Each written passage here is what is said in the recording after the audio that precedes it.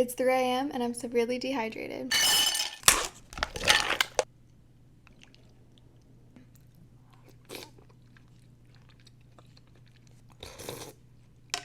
This is like my Vietnamese take on the hwachae trend. This is called Gia Ba Mao, which is a Vietnamese tricolor dessert. There's green grass jelly, mung bean, and red bean.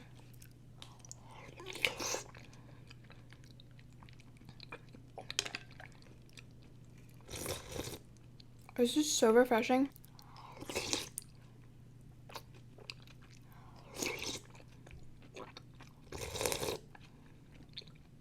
I could eat this whole bowl. I mean, I will.